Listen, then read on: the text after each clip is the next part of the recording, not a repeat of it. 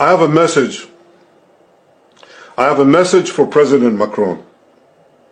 Today, Israel is defending itself on 7 fronts against the enemies of civilization.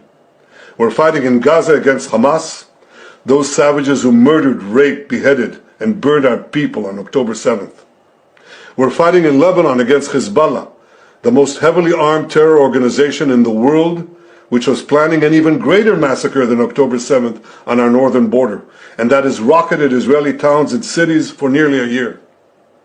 We're fighting against the Houthis in Yemen and the Shiite militias in Iraq and Syria that together have launched hundreds of drones and missile attacks against Israel.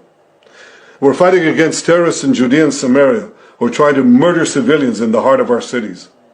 And we're fighting against Iran, which last week fired over 200 ballistic missiles directly at Israel, and which stands behind the 7-front war against Israel. As Israel fights the forces of barbarism led by Iran, all civilized countries should be standing firmly by Israel's side.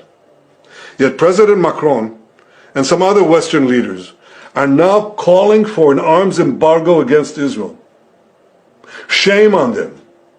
Is Iran imposing an arms embargo on Hezbollah, on the Houthis, on Hamas, and on its other proxies? Of course not. The axis of terror stands together.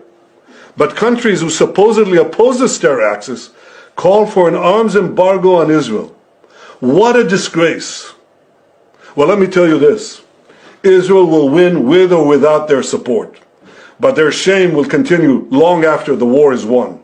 For in defending ourselves against this barbarism, Israel is defending civilizations against those who seek to impose a dark age of fanaticism on all of us. Rest assured, Israel will fight until the battle is won, for our sake and for the sake of the peace and security of the entire world.